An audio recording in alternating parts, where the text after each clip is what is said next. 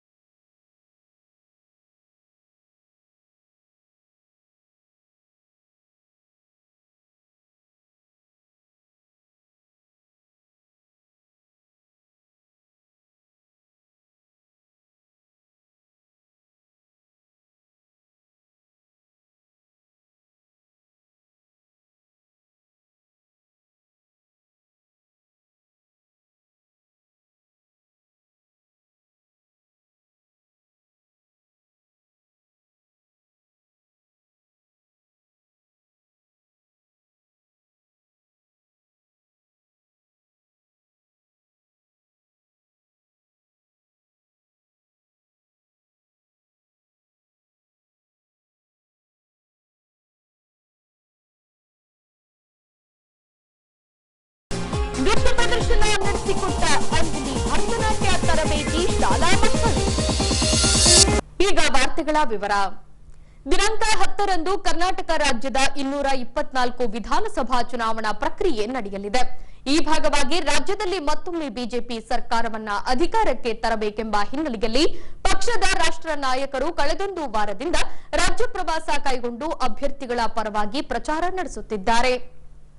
ಹೌದು, 90 ವಿಜಯನಗರ ಕ್ಷೇತ್ರದ ಬಿಜೆಪಿ ಅಭ್ಯರ್ಥಿ ಸಿದ್ಧಾರ್ಥ ಸಿಂಗ್ ರವರ ಪರವಾಗಿ ಮತಯಾಚಿಸುವ ನಿಟ್ಟಿನಲ್ಲಿ ಪ್ರಧಾನಿ ನರೇಂದ್ರ ಮೋದಿ ರವರು ದಿನಾಂಕ 2ರಂದು ಮಧ್ಯಾಹ್ನ ಹೊಸಪೇಟೆ ನಗರಕ್ಕೆ ಆಗಮಿಸಲಿದ್ದಾರೆ. ಈ ಹಿನ್ನೆಲೆಯಲ್ಲಿ ಭಟ್ರಹಳ್ಳಿ ದೇವಸ್ಥಾನದ ಬಳಿ ತಾತ್ಕಾಲಿಕ ಹೆಲಿಪ್ಯಾಡ್ ನಿರ್ಮಿಸಲಾಗಿದ್ದು, ಭಾರತೀಯ ವಾಯುಸೇನೆಯ 3 ಹೆಲಿಕಾಪ್ಟರ್ಗಳು ಪರೀಕ್ಷಾರ್ಥ ಹಾರಾಟ ನಡೆಸಿ ಸ್ಥಳದ ಸುರಕ್ಷತೆ ಕುರಿತಾಗಿ ಪರಿಶೀಲಿಸಲಾಗಿದೆ. ಹೆಲಿಪ್ಯಾಡ್ನ ಸುತ್ತಲೂ ಬುಲ್ಲಿಸ್ ಕಟ್ಟಿ ಯಾರೂ ಕೂಡ ಹೆಲಿಪ್ಯಾಡ್ ಒಳಗೆ ಹೋಗದಂತೆ ವ್ಯವಸ್ಥೆ ಮಾಡಲಾಗಿದೆ. ದಿನಾಂಕ 2ರಂದು ಮಧ್ಯಾಹ್ನ 12:50ಕ್ಕೆ ನರೇಂದ್ರ ಮೋದಿ ರವರು ಸೇನಾ ಹೆಲಿಕಾಪ್ಟರ್ ಮೂಲಕ ನಗರಕ್ಕೆ ಆಗಮಿಸಿ 12:55ಕ್ಕೆ ಡಾಕ್ಟರ್ ಪುನೀತ್ ರಾಜ್ಕುಮಾರ್ ಜಿಲ್ಲಾ ಕ್ರೀಡಾಂಗಣದಲ್ಲಿ ಸಿದ್ಧಗೊಳ್ಳುತ್ತಿರುವ ಭವ್ಯ ವೇದಿಕೆಗೆ ಆಗಮಿಸಿ 1:05ಕ್ಕೆ ಭಾಷಣ ಪ್ರಾರಂಭಿಸಿ 1:55ಕ್ಕೆ ಭಾಷಣ ಮುಗಿಸಿ ಮುಂದಿನ ಕ್ಷೇತ್ರಕ್ಕೆ ಪ್ರಯಾಣ ಬೆಳೆಸಲಿದ್ದಾರೆ. ಇದರಲ್ಲಿ ವಿಜಯನಗರ ಕೊಪ್ಪಳ ಕ್ಷೇತ್ರದ ಅಭ್ಯರ್ಥಿಗಳು, ಸಂಸದರು ಹಾಗೂ ಸುಮಾರು 3 ಲಕ್ಷ ಕಾರ್ಯಕರ್ತರು ಭಾಗವಹಿಸಲಿದ್ದಾರೆಂದು ಹೇಳಲಾಗಿದೆ. ಇನ್ನು ಪೊಲೀಸ್ ಇಲಾಖೆಯಿಂದ ಸೂಕ್ತ ಬಂದೋಬಸ್ತ್ ವ್ಯವಸ್ಥೆ ಮಾಡಲಾಗಿದೆ ಎಂದು ಎಸ್ಪಿ ಹರಿಬಾಬು ರವರು ತಿಳಿಸಿದ್ದಾರೆ. ದಿನಾಂಕ 2/5/2023ರಂದು ಗೌರವಾನ್ವಿತ ಪ್ರಧಾನಮಂತ್ರಿಗಳು ಹೊಸಪೇಟೆ ನಗರಕ್ಕೆ ಆಗಮಿಸುತ್ತಿದ್ದು, ಈ ಸಂಬಂಧ ಪೊಲೀಸ್ ಇಲಾಖಾ ವತಿಯಿಂದ ಸೂಕ್ತ ಬಂದೋಬಸ್ತನ್ನು ಈಗಾಗಲೇ ಮಾಡಿಕೊಳ್ಳಲಾಗಿದ್ದು, ಒಟ್ಟು ಈ ಬಂದೋಬಸ್ತ್ ಕರ್ತವ್ಯಕ್ಕೆ 5 SP ದರ್ಜೆ ಅಧಿಕಾರಿಗಳು, 12 DYSP ಅಧಿಕಾರಿಗಳು ಮತ್ತು 17 ಜನ ಇನ್ಸ್ಪೆಕ್ಟರ್ ಅವರು ಮತ್ತು 55 ಜನ ಸಬ್ ಇನ್ಸ್ಪೆಕ್ಟರ್ ಮತ್ತು ಇತರೆ 600 ಜನ ಪೊಲೀಸ್ ಸಿಬ್ಬಂದಿ ಮತ್ತು ಹೋಮ್ ಗಾರ್ಡ್ಸ್ಗಳು ಸೇರಿದಂತೆ 300 ಜನ ಈ ಕರ್ತವ್ಯನ ನಿರ್ವಹಿಸ್ತಾ ಇದ್ದಾರೆ. ಇದನ್ನು ಹೊರತುಪಡಿಸಿ ಅವಶ್ಯಕವಿರುವ ಜಾಗಗಳಲ್ಲಿ ನಾವು ಈಗಾಗಲೇ ಬ್ಯಾರಿಕೇಡಿಂಗ್ ವ್ಯವಸ್ಥೆ ಮತ್ತು ಟ್ರಾಫಿಕ್ನ ಡೈವರ್ಷನ್ ಮಾಡುವಂಥ ವ್ಯವಸ್ಥೆಯನ್ನು ಕೂಡ ಈಗಾಗಲೇ ಮಾಡ್ಕೊಂಡಿದ್ದೇವೆ. ನಂತರ ಪಾರ್ಕಿಂಗಿನ ಎಲ್ಲೆಲ್ಲಿ ಜನಗಳು ಸಾರ್ವಜನಿಕರು ಹೊರಗಡೆಯಿಂದ ಬರುವಂತಹ ಜನಗಳು ಎಲ್ಲೆಲ್ಲಿ ಪಾರ್ಕಿಂಗ್ ಮಾಡಬೇಕು ಅಂಥದ್ದು ಕೂಡ ಒಂದು ಪ್ರೆಸ್ ಮುಖಾಂತರ ನಾವು ಈಗಾಗಲೇ ಎಲ್ಲರಿಗೂ ತಿಳುವಳಿಕೆ ಕೊಡುವಂಥದ್ದನ್ನು ಈಗ ವ್ಯವಸ್ಥೆ ಮಾಡ್ಕೊಂಡಿದ್ದೀವಿ. ಈ ಕಾರ್ಯಕ್ರಮಕ್ಕೆ ಸುಮಾರು 80ರಿಂದ 1 ಲಕ್ಷ ಜನ ಸೇರುವಂಥ ಸಾಧ್ಯತೆ ಇದೆ ಅಂತೇಳಿ ನಮಗಿನ ಸದ್ಯದ ಮಾಹಿತಿ ಪ್ರಕಾರ ತಿಳಿದು ಬಂದಿದೆ. ಇದಕ್ಕೆ ಬೇಕಾಗಿರುವಂಥ ಎಲ್ಲ ವ್ಯವಸ್ಥೆನ ಜಿಲ್ಲಾ ಪೊಲೀಸ್ ಇಲಾಖಾ ವತಿಯಿಂದ ಈಗಾಗಲೇ ತಯಾರು ಮಾಡಿಕೊಳ್ಳಲಾಗ್ತದೆ. ಸದ್ಯದ ಮಾಹಿತಿ ಪ್ರಕಾರ ನಮಗೆ ಮನೆಯ ಪ್ರಧಾನಮಂತ್ರಿಗಳು ಮಾತ್ರ ನಮಗೆ ಬಂದಿದೆ ಮಾಹಿತಿ. ಇನ್ನು ಪ್ರಧಾನಿ ನರೇಂದ್ರ ಮೋದಿ ರವರ ಆಗಮನದಿಂದಾಗಿ ನಗರದ ಡಾಕ್ಟರ್ ಪುನೀತ್ ರಾಜ್ಕುಮಾರ್ ಜಿಲ್ಲಾ ಕ್ರೀಡಾಂಗಣದಲ್ಲಿ ಬೃಹತ್ ವೇದಿಕೆಯನ್ನ ಸಿದ್ಧಪಡಿಸಲಾಗಿದೆ. ವಿಜಯನಗರ ಸೇರಿದಂತೆ ಕೊಪ್ಪಳ ಜಿಲ್ಲೆಯ ಬಿಜೆಪಿ ಅಭ್ಯರ್ಥಿಗಳು, ಸಂಸದರು ಹಾಗೂ ಮುಖಂಡರು ಸೇರಿದಂತೆ 3 ಲಕ್ಷ ಕಾರ್ಯಕರ್ತರಿಗೆ ಆಸನದ ವ್ಯವಸ್ಥೆ ಮಾಡಲಾಗಿದೆ. ಇನ್ನು ಸೂಕ್ತ ಭದ್ರತೆಯ ಹಿನ್ನೆಲೆಯಲ್ಲಿ ಮಹಿಳಾ ಮತ್ತು ಪುರುಷರ ಕೇಂದ್ರ ಮೀಸಲು ಪಡೆಗಳನ್ನು ನಿಯೋಜಿಸಲಾಗಿದೆ.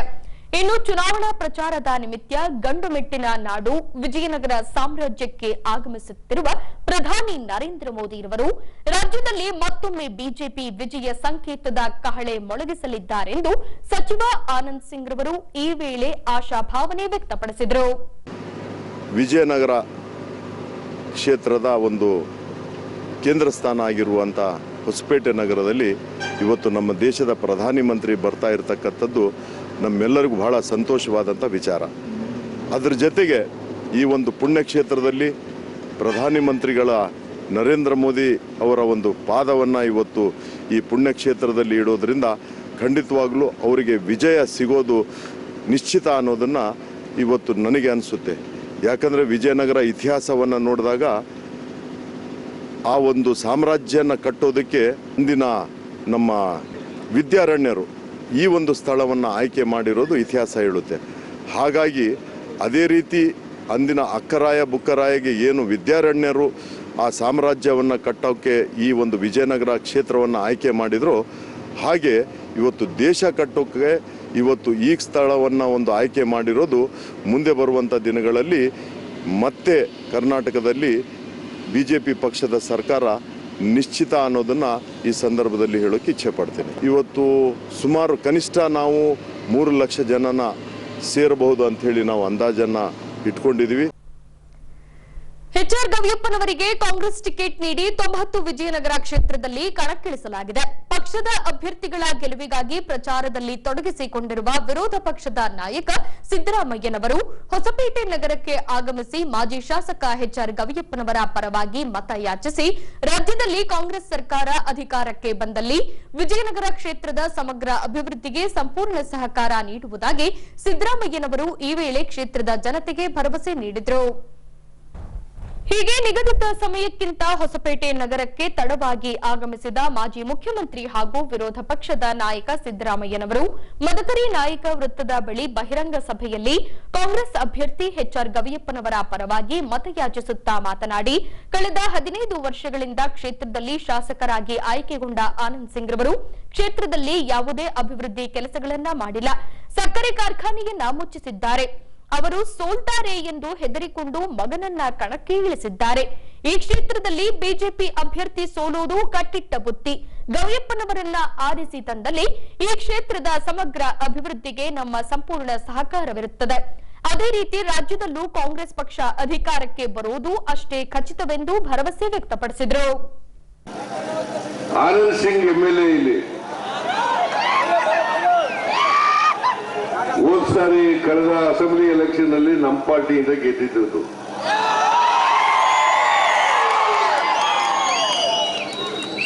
ಅಧಿಕಾರಕ್ಕೋಸ್ಕರ ಬಿಜೆಪಿ ಕೊಟ್ಟೋದು. ಕೋಟ್ಯಾಂತರ ರೂಪಾಯಿ ಖರ್ಚು ಮಾಡಿ ಗೆದ್ರು. ಅವರು ಹೊಸಪೇಟೆ ಏನಾದ್ರು ಅಭಿವೃದ್ಧಿ ಮಾಡಿದಾರ? ಶುಗರ್ ಫ್ಯಾಕ್ಟರಿ ನಡೀತಾ ಇದೆಯಾ? ಶುಗರ್ ಫ್ಯಾಕ್ಟರಿ ನಡೀತಾ ಇದೆಯಾ? ಗಾಡಿಗಳೆಲ್ಲ ಬಂದಾಗಿದ್ದಾವೆ. ಯಾಕೆ ಈ ಗಾಡಿಗಳೆಲ್ಲ ಬಂದ್ ಮಾಡಿಸಿರೋದು? ಆನಂದ್ ಸಿಂಗ್.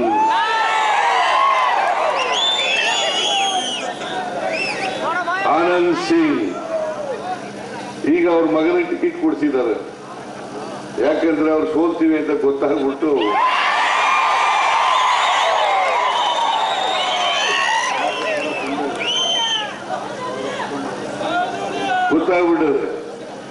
ಈಗ ಇಡೀ ಕುಟುಂಬದ ಪಾಪ ಕೂಡ ತುಂಬ ಹೋಗ್ಬಿಟ್ಟಿದೆ.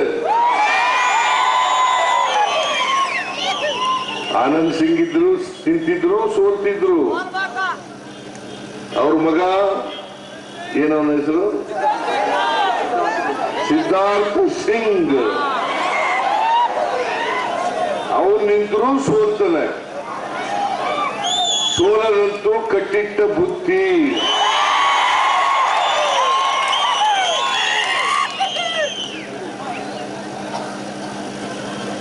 ಆನಂದ್ ಸಿಂಗ್ ಆರಾಮಾಗಿ ಜೀವನ ಮಾಡ್ತಕ್ಕಂಥವ್ರು. ಯಾವತ್ತೂ ಕೂಡ ಬಡವರ ಕಷ್ಟ, ರೈತರ ಕಷ್ಟ, ಮಹಿಳೆಯರ ಕಷ್ಟ ಯಾವತ್ತೂ ಕೂಡ ಕೇಳಿದವರಲ್ಲ ಅವರು. ಅಂತ ಆನಂದ್ ಸಿಂಗ್ ಅವರ ಮಗ ಸಿದ್ಧಾರ್ಥ್ ಸಿಂಗ್ ಇವರು MLA ಆದರೆ ಹೊಸಪೇಟೆ ಸಮಸ್ಯೆಗಳನ್ನು ಬಗೆಹರಿಸಲಿಕ್ಕೆ ಸಾಧ್ಯ ಆಗ್ತದ? ಆನಂದ್ ಸಿಂಗ್ ಕೈಲಿ ಆಗ್ಲಿಲ್ಲ, ಅವ್ರ ಮಗನ ಕೈಲಿ ಆಗ್ತದ?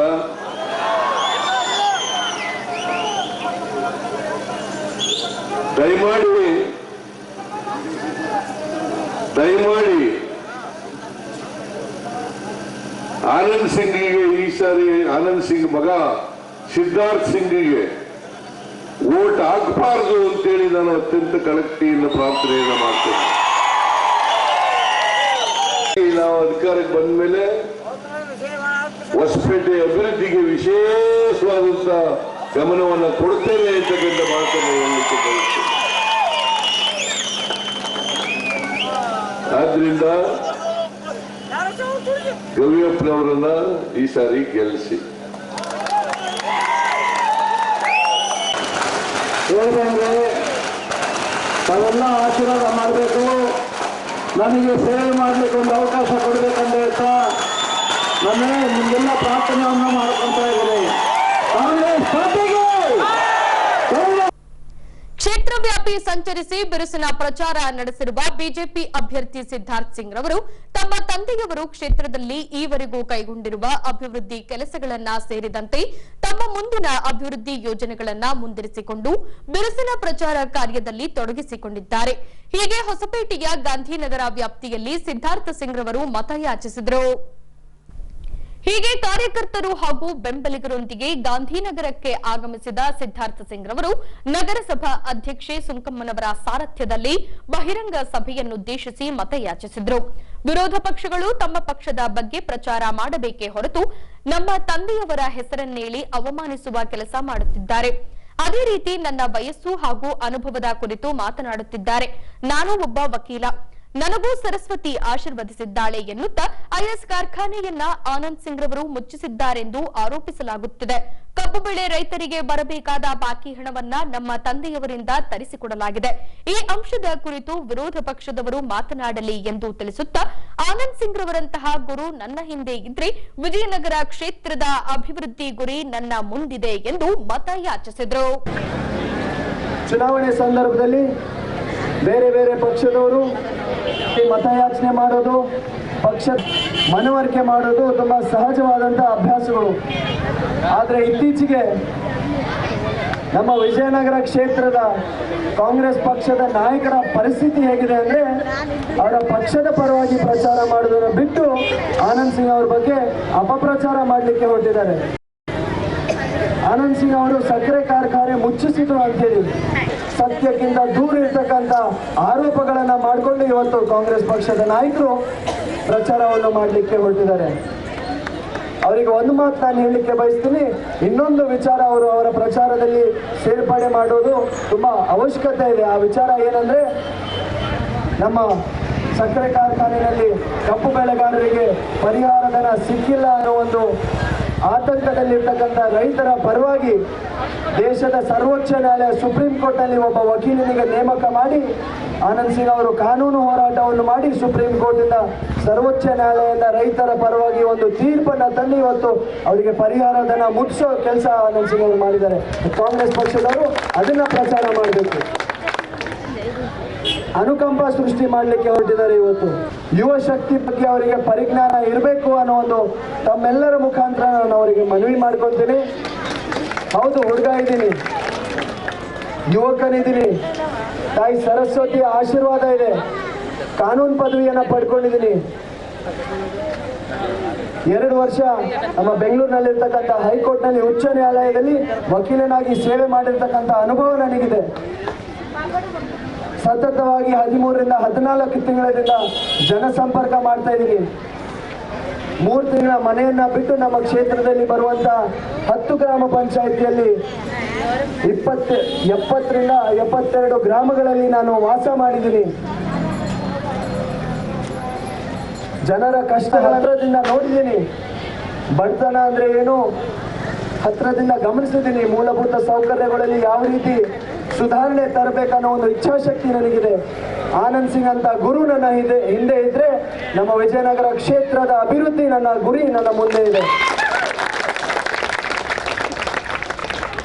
ಮೇ 10ನೇ ತಾರೀಕು ತಾವೆಲ್ಲರೂ ಭಾರತೀಯ ಜನತಾ ಪಕ್ಷದ ಕಮಲದ ಗುರುತಿನ ಕ್ರಮ ಸಂಖ್ಯೆ 3ನ ಅಭ್ಯರ್ಥಿಯಾಗಿರ್ತಕ್ಕಂಥ ಅತ್ಯಂತ ಕಿರಿಯ ಜಿಲ್ಲೆ ನಮ್ಮ ವಿಜಯನಗರ ಜಿಲ್ಲೆ. ಇಡೀ 224 ಕ್ಷೇತ್ರಗಳಲ್ಲಿ ಅತ್ಯಂತ ಕಿರಿಯ ಅಭ್ಯರ್ಥಿಯಾಗಿ ಏನು ಪಕ್ಷ ನನಗೆ ಜವಾಬ್ದಾರಿ ಕೊಟ್ಟಿದೆ, ಪ್ರಾಮಾಣಿಕವಾಗಿ ಆ ಜವಾಬ್ದಾರಿ ನಿಭಾಯಿಸ್ತೀನಿ ಅನ್ನೋ ಒಂದು ಆತ್ಮವಿಶ್ವಾಸ ನನ್ನಲ್ಲಿದೆ. ಮೇ 10ನೇ ತಾರೀಕು ತಾವೆಲ್ಲರೂ ಈ ನಿಮ್ಮ ಮನೆ ಮಗನಾದ ಸಿದ್ಧಾರ್ಥ್ ಸಿಂಗಿಗೆ ಮತದ ಆಶೀರ್ವಾದವನ್ನು ಮಾಡಿ ವಿಜಯನಗರದಿಂದ ವಿಧಾನಸೌಧಕ್ಕೆ ಕಳಿಸಿ ನೋಡಿ, ಈ ಹುಡುಗ ನಿಮ್ಮ ಪರವಾಗಿ ನಿಮ್ಮ ಧ್ವನಿಯಾಗಿ ಹೋರಾಟ ಮಾಡಲಿಕ್ಕೆ ಸಿದ್ಧನಿದ್ದಾನೆ ಅಂತ ಈ ಸಂದರ್ಭದಲ್ಲಿ ಹೇಳಲಿಕ್ಕೆ ಬಯಸ್ತೀನಿ. 90 ವಿಜಯನಗರ ಕ್ಷೇತ್ರದಲ್ಲಿ ಆಮ್ ಆದ್ಮಿ ಪಕ್ಷದಿಂದ ಶಂಕರ್ ದಾಸ್ ಎಂಬುವವರನ್ನ ಕಣಕ್ಕಿಳಿಸಲಾಗಿದೆ. ಈ ಭಾಗವಾಗಿ ಹೊಸಪೇಟೆ ನಗರದ ಪ್ರಮುಖ ರಸ್ತೆಗಳಲ್ಲಿ ರೋಡ್ ಶೋ ನಡೆಸಿ ಮತ ಯಾಚಿಸಿದ್ರು. ಹೀಗೆ ಆಮ್ ಆದ್ಮಿ ಪಕ್ಷದ ಅಭ್ಯರ್ಥಿ ಶಂಕರ್ ದಾಸ್ ರವರಿಂದ ಚುನಾವಣಾ ಪ್ರಚಾರದ ಹಿನ್ನೆಲೆಯಲ್ಲಿ ರೋಡ್ ಶೋ ಹಮ್ಮಿಕೊಳ್ಳಲಾಗಿತ್ತು. ಈ ಭಾಗವಾಗಿ ಸಂಡೂರು ರಸ್ತೆ ಎಸಿ ಕಚೇರಿಯಿಂದ ವಾಲ್ಮೀಕಿ ವೃತ್ತದವರೆಗೆ ರೋಡ್ ಶೋ ನಡೆಸಲಾಯಿತು. ಪಕ್ಷದ ರಾಜ್ಯ ಮುಖಂಡ ಮುಖ್ಯಮಂತ್ರಿ ಚಂದ್ರೂರವರು ಅಭ್ಯರ್ಥಿಗೆ ಸಾಥ್ ನೀಡಿದ್ರೆ ನೂರಾರು ಕಾರ್ಯಕರ್ತರು ಪಕ್ಷದ ಬಾವುಟ ಹಿಡಿದು ಟೋಪಿ ಧರಿಸಿ ರೋಡ್ ಶೋನಲ್ಲಿ ಪಾಲ್ಗೊಂಡಿದ್ದರು. ಇನ್ನು ದೆಹಲಿ ಆಡಳಿತದ ಮಾದರಿಯಲ್ಲಿ ನಾಗರಿಕರಿಗೆ ಕನಿಷ್ಠ ಮೂಲಸೌಕರ್ಯ ಲಭಿಸಬೇಕೆಂದಲ್ಲಿ ಅರವಿಂದ್ ಕೇಜ್ರಿವಾಲ್ ನೇತೃತ್ವದ ಆಮ್ ಆದ್ಮಿ ಪಕ್ಷಕ್ಕೆ ಬೆಂಬಲಿಸುವಂತೆ ಅಭ್ಯರ್ಥಿ ಶಂಕರ್ ದಾಸ್ ರವರಿಂದ ಮತ ಯಾಚಿಸಲಾಯಿತು.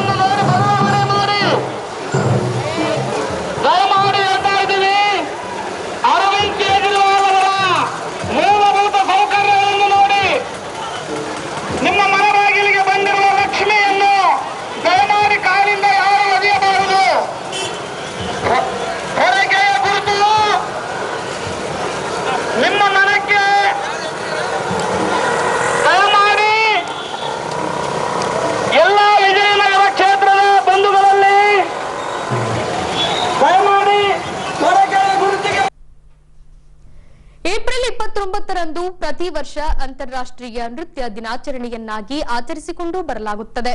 ಹೀಗೆ ಹೊಸಪೇಟೆ ನಗರದ ಅಂಜಲಿ ಭರತನಾಟ್ಯ ಕಲಾ ಕೇಂದ್ರದಿಂದ ಏಪ್ರಿಲ್ 29ರಂದು ಇಂಟರ್ನ್ಯಾಷನಲ್ ಡ್ಯಾನ್ಸ್ ಡೇ ಆಚರಿಸುವ ಮೂಲಕ ಭಾರತೀಯರ ಕಲೆಯನ್ನ ಪ್ರೋತ್ಸಾಹಿಸಲಾಯಿತು. ಹೀಗೆ ಏಪ್ರಿಲ್ 29ರಂದು ಅಂತಾರಾಷ್ಟ್ರೀಯ ನೃತ್ಯ ಪ್ರದರ್ಶನ ದಿನಾಚರಣೆ ನಿಮಿತ್ತ ಹೊಸಪೇಟೆಯ ಭರತನಾಟ್ಯ ತರಬೇತುದಾರರು ಹಾಗೂ ಅಂಜಲಿ ಭರತನಾಟ್ಯ ಕಲಾ ಕೇಂದ್ರದ ಸಂಸ್ಥಾಪಕರು ಆಗಿರುವ ಅಂಜಲಿರವರಿಂದ ನಟರಾಜ ಮೂರ್ತಿಗೆ ಪೂಜೆ ಸಲ್ಲಿಸುವ ಮೂಲಕ ಅಂತಾರಾಷ್ಟ್ರೀಯ ನೃತ್ಯ ದಿನಾಚರಣೆಗೆ ಚಾಲನೆ ನೀಡಿದರು. ಬಳಿಕ ಮಾತನಾಡಿದ ಅವರು, ಆಯಾ ದೇಶದ ನೃತ್ಯವನ್ನ ಉಳಿಸಿ ಬೆಳೆಸುವ ನಿಟ್ಟಿನಲ್ಲಿ ಪ್ರತಿ ವರ್ಷದ ಏಪ್ರಿಲ್ 29ರಂದು ಅಂತಾರಾಷ್ಟ್ರೀಯ ನೃತ್ಯ ದಿನಾಚರಣೆಯನ್ನಾಗಿ ಆಚರಿಸಿಕೊಂಡು ಬರಲಾಗುತ್ತದೆ. ಪ್ರತಿಯೊಬ್ಬರಲ್ಲೂ ಪ್ರತಿಭೆ ಇರುತ್ತದೆ. ಮನೆಯಲ್ಲಿ ನೃತ್ಯಾಭ್ಯಾಸ ಮಾಡಿದ್ದಲ್ಲಿ ದೈಹಿಕವಾಗಿ ಸದೃಢರಾಗಲು ಸಾಧ್ಯವಾಗಲಿದೆ ಎಂದು ತಿಳಿಸಿದರು. ಶ್ರೀ ಗುರುಭ್ಯೋ ನಮಃ. ಶ್ರೀ ಅಂಜಲಿ ಭರತನಾಟ್ಯ ಕಲಾ ಕೇಂದ್ರದಿಂದ ಶ್ರೀಮತಿ ಅಂಜಲಿ ಮಾತಾಡ್ತಾ ಇದ್ದೀನಿ, ಅಧ್ಯಕ್ಷರು. ಇವತ್ತು ಅಂತಾರಾಷ್ಟ್ರೀಯ ನೃತ್ಯ ದಿನಾಚರಣೆ 29 ಏಪ್ರಿಲ್ ಅಂದ್ರೆ ಒಂದು ಅಂತಾರಾಷ್ಟ್ರೀಯ ನೃತ್ಯ ದಿನಾಚರಣೆ. ಪ್ರತಿ ವರ್ಷವೂ ಮಾಡ್ತಾಯಿದ್ದೀವಿ ಇದು ದಿನಾಚರಣೆ. ನಾವು ನಮ್ಮ ದೇಶಗಳಂತಲ್ಲ, ವಿದೇಶಗಳು ಎಲ್ಲ ಕಡೆನೂ ಅವ್ರದ್ದು ಏನು ಡ್ಯಾನ್ಸ್ ಫಾರ್ಮ್ಸ್ ಇದೆ ಅದನ್ನು ತೊಗೊಂಡ್ಬಿಟ್ಟು ಅವರೆಲ್ಲರೂ ಒಂದು ಸೆಲೆಬ್ರೇಷನ್ ಥರ ಮಾಡ್ತಾರೆ. ಇದು ಯಾಕಂದರೆ ಇವಾಗ ಕಲ್ಚರಲ್ ಡೆವಲಪ್ಮೆಂಟ್ ತುಂಬ ಇಂಪಾರ್ಟೆಂಟ್ ಇರೋದ್ರಿಂದ ಈ ದಿನ ನಮಗೆ ಎಲ್ಲ ದೇಶ ವಿದೇಶಗಳಲ್ಲಿ ಮಾಡ್ತಾ ಇದ್ದಾರೆ. ಅದಕ್ಕಾಗಿಯೇ ನಾವು ಇವತ್ತು ಇದು ಸೆಲೆಬ್ರೇಷನ್ ಮಾಡ್ತಾಯಿದ್ದೀವಿ. ಪ್ರತಿ ವರ್ಷವೂ ಮಾಡ್ತಾನೇ ಇದ್ದೀವಿ ನಾವು.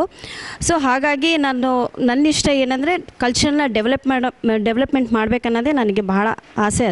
ಅದಕ್ಕೆ ಯಾವ ವರ್ಷವೂ ನಾನು ಮಿಸ್ ಮಾಡೋದೇ ಇಲ್ಲ. ಅದಾದ ನಂತರ ನಾನು ಹೇಳಬೇಕಂದ್ರೆ ಪ್ರತಿಯೊಬ್ಬರಿಗೂ ಡ್ಯಾನ್ಸರ್ಸಿಗೂ ಪ್ರತಿಯೊಬ್ಬರಿಗೂ ಒಂದು ಮೆಸೇಜ್ ಏನೇ ಹೇಳೋದಂದರೆ, ನೀವು ಅಷ್ಟೇ, ನೀವು ಚಿಕ್ಕದಾಗಿ ಡ್ಯಾನ್ಸ್ ಫಾರ್ಮ್ ಆದರೂ ಮಾಡಿ, ತೊಂದರೆ ಇಲ್ಲ, ಆದರೆ ನೀವು ಆಚರಣೆ ಮಾಡಿ ಅಂತ ಹೇಳಿ ಒಂದು ಮೆಸೇಜ್. ತುಂಬ ಟ್ಯಾಲೆಂಟೆಡ್ ಇರ್ತಾರೆ, ಅವ್ರದ್ದು ಈ ಸೆಲೆಬ್ರೇಷನ್ ಬಗ್ಗೆ ಗೊತ್ತಿರೋಂಗಿಲ್ಲ. ಸೊ ಹಾಗಾಗಿನೇ ಇವತ್ತು ಈ ಫಂಕ್ಷನ್ ಮೂಲಕ ಪ್ರತಿ ವರ್ಷವೂ ನಾವು ಇದನ್ನು ಮೆಸೇಜಸ್ ನಾವು ತಲುಪಿಸ್ತಾನೆ ಇರ್ತೀವಿ. ಹಾಗೂ ನಮ್ಮ ವಿದ್ಯಾರ್ಥಿಗಳಿಗೂ ತುಂಬಾ ನಾನು ವಿಷಯ ಹೇಳ್ತಾ ಇದ್ದೀನಿ. ಅದಾದ ನಂತರ ಇದು ಏಪ್ರಿಲ್ 29 ಅನ್ನೋದು ಇದು ಬರೀ ಡ್ಯಾನ್ಸಿಗೆ ಸೀಮಿತ ಆಗಲ್ಲ. ನಿಮ್ಮ IAS ಎಕ್ಸಾಮಲ್ಲಿ ಕೂಡ ನಿಮಗೆ ಇದು ಒಂದು ಕ್ವಶ್ಚಿನ್ ಬಂದೇ ಬರುತ್ತೆ. ಸೊ ಈ ದಿನಾಂಕ ನೀವು ನೆನಪಿರಿ. ಇಂಟರ್ನ್ಯಾಷನಲ್ ಡ್ಯಾನ್ಸ್ ಡೇ ಅಂದರೆ ಎಲ್ಲ ಎಕ್ಸಾಮ್ಸಲ್ಲಿನೂ ಬರುತ್ತೆ. ಸೊ ನೀವು ಅದನ್ನು ಗಮನ ಇಡಿ. ಏಪ್ರಿಲ್ 29 ಅಂದರೆ ಇಂಟರ್ನ್ಯಾಷನಲ್ ಡ್ಯಾನ್ಸ್ ಡೇ ಅಂತಲೇ ಪ್ರತಿಯೊಬ್ಬರಿಗೂ, ಈವನ್ ಪಬ್ಲಿಕ್ಕಿಗೂ ನಾನು ಮೆಸೇಜ್ ಹೇಳೋಕ್ಕೆ ಇಷ್ಟಪಡ್ತೀನಿ. Thank you so much. ಬಳಿಕ ವಿದ್ಯಾರ್ಥಿಗಳಿಂದ ವಿವಿಧ ಭಂಗಿಯ ಭರತನಾಟ್ಯ ಕಲೆಯನ್ನ ಪ್ರದರ್ಶಿಸಲಾಯಿತು.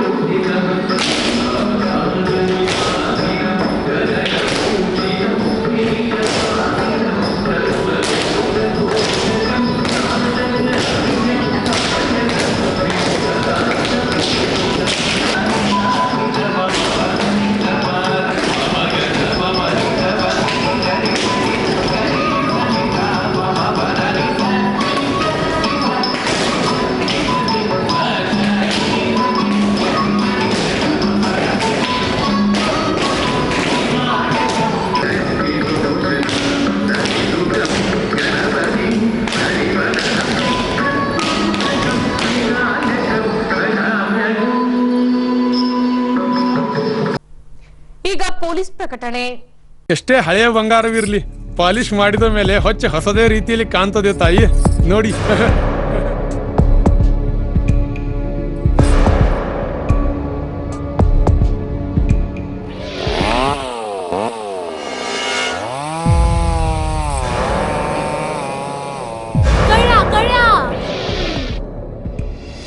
ತಾಯಿ, ನಿಮ್ ಮೈ ಮೇಲೆ ಅದೋ ಹೊಲಸು ಬಿದ್ದಿದೆ.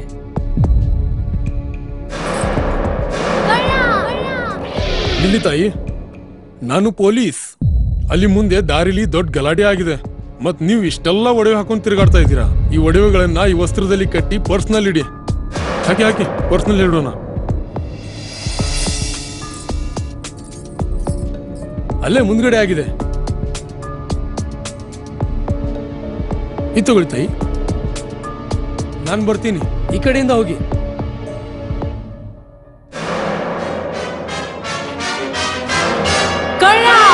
ಇಂತಹ ಮೋಸದ ಸಂಗತಿ ನಿಮಗೂ ನಡೆಯಬಹುದು. ತಮ್ಮ ಬೆಲೆ ಬಾಳುವ ಒಡವೆ ಆಭರಣ ವಸ್ತುಗಳನ್ನು ಎಚ್ಚರಿಕೆಯಿಂದ ಕಾಪಾಡಿ.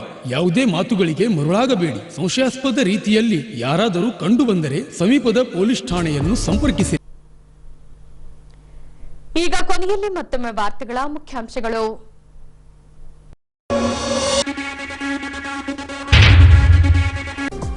ದಿನಾಂಕ 2ರಂದು ನಗರಕ್ಕೆ ಆಗಮಿಸಲಿರುವ ಪ್ರಧಾನಿ ನರೇಂದ್ರ ಮೋದಿ. ಪರೀಕ್ಷಾರ್ಥ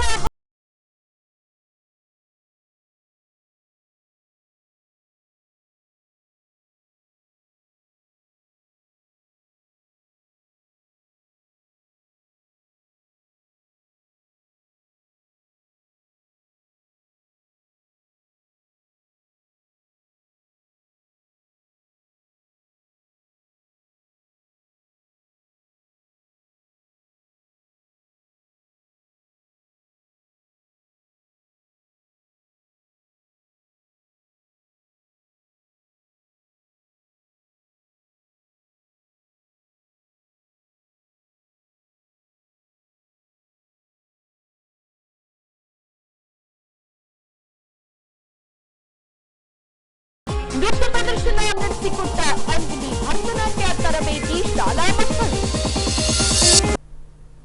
ಇಲ್ಲಿಗೆ ವಾರ್ತಾ ಪ್ರಸಾರ ಮುಕ್ತಾಯವಾಯಿತು. ದೈನಂದಿನ ಆಗುಹೋಗುಗಳ ಮಾಹಿತಿಗಾಗಿ ವೀಕ್ಷಿಸಿ ವಿಜಯನಗರ ಸುದ್ದಿವಾಹಿನಿ. ನಾನು ತೇಜಸ್ವಿನಿ ಪಿ ಪಾಟೀಲ್. ನಮಸ್ಕಾರ.